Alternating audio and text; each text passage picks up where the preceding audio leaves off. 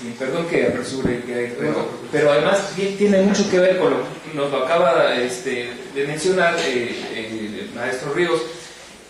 Es poesía o barbarie, y es justamente este tema que tú traes a la mesa, refrescas en la mesa, con el que quiero ligar el tema del significado y el significante. Después de que te dedicas mucho tiempo, o la humanidad se dedica mucho tiempo a crear significados, hay un desgaste natural. Y entonces podemos entrar en el peligro de caer en el panfleto y de caer en una militancia gastada. ¿Cómo identificar eso? ¿Cómo salirlo? ¿Cómo librarlo bien? Esto como una última pregunta de la mesa para abrir las preguntas del público, de la audiencia, por favor. Bueno, híjole, a lo mejor voy a ser muy personalista, pero les quiero platicar una anécdota. Yo creo que eran finales de los 70, yo estaba en la Facultad de Ciencias Políticas y Sociales, y pues hoy militaba en algún grupo, y pues teníamos nuestra célula y todo esto, todo lo que ustedes saben de este tipo de cuestiones. Y pues como buen estudiante universitario y con ciertas pretensiones, pues escribía uno poesía, y bueno, pues ahí tuve un fuerte enfrentamiento en mi célula, ¿no? Porque o escribías poesía proletaria, porque pues no podías escribir poesía amorosa, pues. O sea, eso no tenía que ver con justamente el compromiso social de la poesía. Entonces, pues tienes que elegir entre estar en el grupo político con el que te sientes identificado o escribir poesía. Pues elegí lo primero. Más adelante, algunos años después,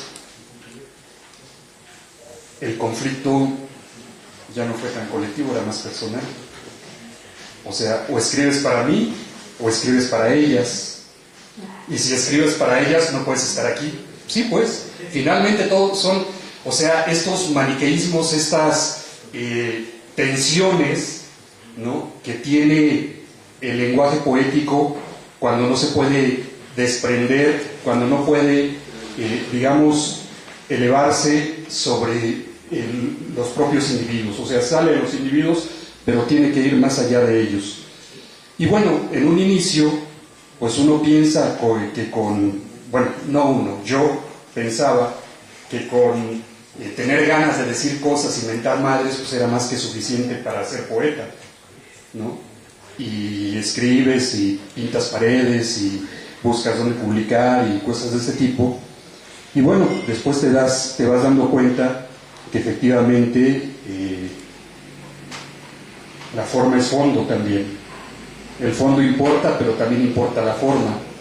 Y en ese sentido, uno no puede ser tan soberbio para imponerle al otro cosas que el otro no se puede tragar, que no puede digerir, que no puede leer. Y entonces, efectivamente, uno tiene que hacer, yo insisto, en la poesía no es sin el otro. O sea, uno no puede dejar de pensar en el otro en términos que no puedo ser tan soberbio que decir que esto es mío, solo mío y solo mío, y entonces por eso tiene valor y por eso tengo todo el derecho a decirlo. O sea, el otro también tiene todo el derecho a escucharme. Y para que el otro me pueda escuchar y para que yo le pueda decir, pues tenemos que llegar a un acuerdo. Y ese acuerdo tiene que ver con el que lo que yo le diga pueda ser entendido por el otro, aunque yo, por supuesto, apueste, porque también nos queda por ahí un poco de soberbia, a que pueda yo elevar la visión, la cultura, la educación del otro, porque finalmente, como poetas, por muy sociales que somos, nos ponemos por encima del otro. Y el problema es si no encontramos esa horizontalidad que nos pueda hacer entender efectivamente que el fondo es importante, que la forma es fondo, que el amor, que la poesía misma, que la palabra es revolucionaria, aunque no hable de la lucha de clases. Pero también puede ser, pues, altamente reaccionaria, ¿no?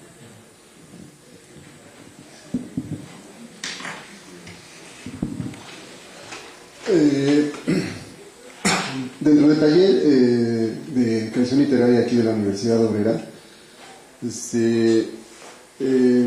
los jóvenes se acercan, o los que integran el taller siempre se acercan con esa gran duda acerca qué es el fenómeno de la inspiración y el talento, ¿no? El taller de creación literaria a lo mejor tiene esa doble función de formar lectores y aparte atreverse al ejercicio mismo de la palabra escrita.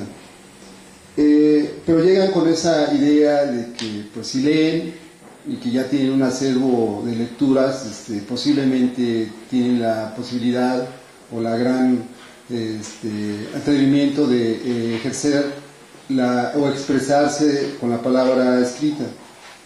Pero se topan muchas veces con la cuestión de realmente tendré el talento, o que en un momento dado cómo puedo generar esa parte de lo que en un momento dado por ahí me he escuchado que es la inspiración. Yo creo que no es como bien lo dijo aquí el compañero, no es el toque mágico ni la varita mágica que en un momento dado nos pueda expresar con figuras o literarias o figuras retóricas una situación de nuestra condición o de nuestra manera de visualizar una realidad.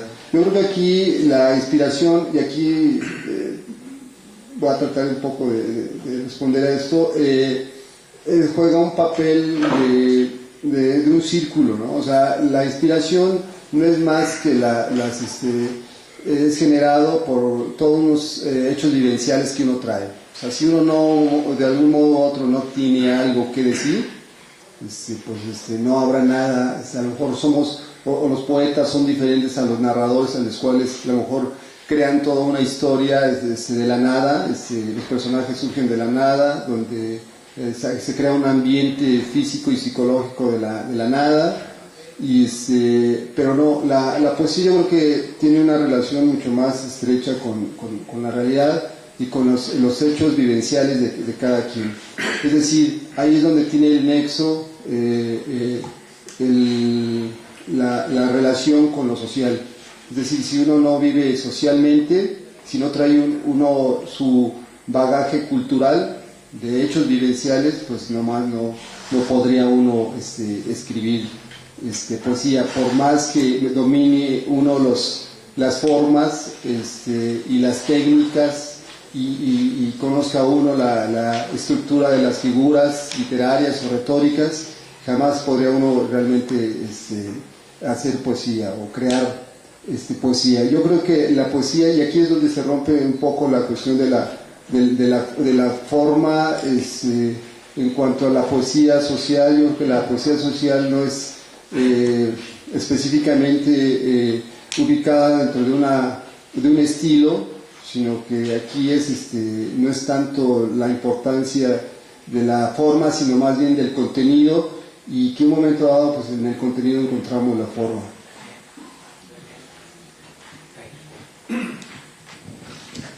En relación con esta cuestión del desgaste de las palabras, me gustaría apuntar que esto no únicamente sucede en la dimensión panfletaria o ideológica de la poesía de izquierda, también sucede en los cánones de la poesía o la literatura dominante o mayúscula, en el sentido de que habría que distinguir entre dos categorías fundamentales que Walter Benjamin, un marxista heterodoxo, plantea. Una cosa es la reproducción y otra cosa es la producción. Hace un momento decíamos, el hombre es un producto.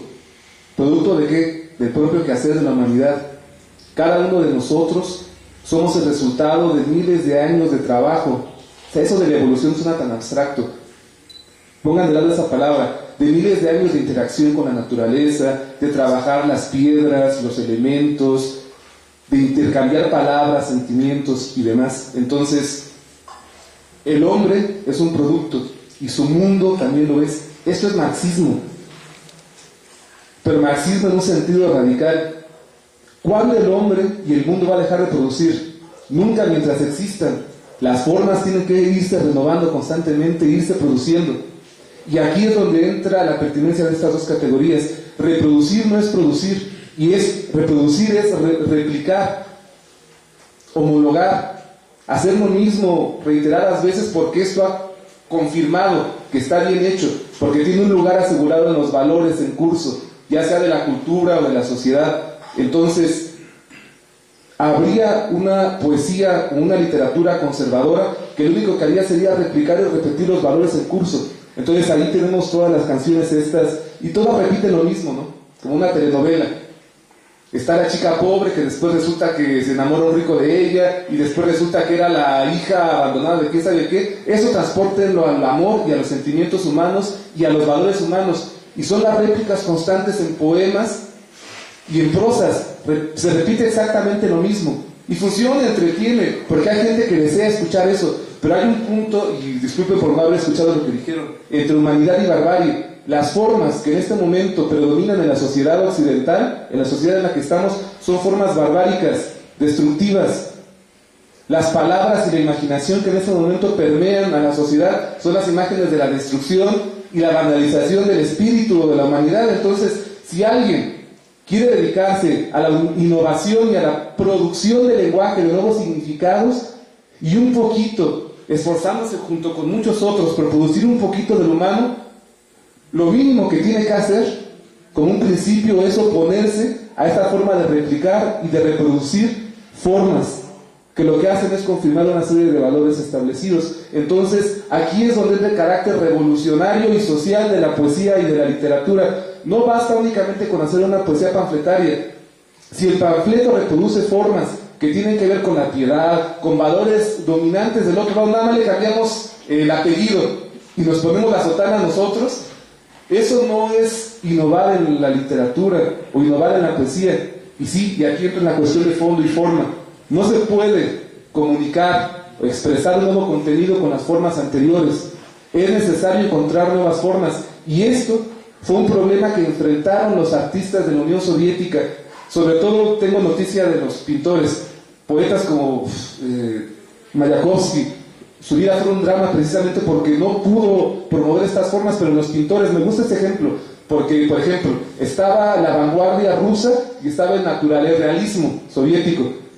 Desde el Estado se le pedía a los pintores que reprodujeran la realidad de la lucha de clases y el heroísmo del pueblo, pero entonces había una serie de pintores que querían aprovechar la situación para experimentar lo nuevo, para experimentar lo que es el hombre y lo que son los sentidos, lo que son las formas. Entonces empezaron a crear formas, por ejemplo, el suprematismo, que consistía únicamente en letras o líneas o colores. El punto extremo de eso fue Casimir Malevich, con un cuadro negro. Era un cuadrito negro con un marco nácar. Muchos de estos artistas fueron perseguidos, expulsados, reprimidos y demás. Pero ¿qué era lo que querían hacer ellos? Desde el Estado se les decía, es que tu arte no lo entiende el pueblo. El problema es que estaban condenando, reduciendo al pueblo a que únicamente pudiera experimentar y sentir de acuerdo a las formas previamente establecidas, burguesas. Y ya con eso termino para darle la palabra a los demás participantes. El cuadro negro es un ejemplo muy bonito. Es extremadamente metafísico, espiritual y al mismo tiempo social, porque decía Malevich, un cuadro negro puede ser reproducido por cualquier ser humano.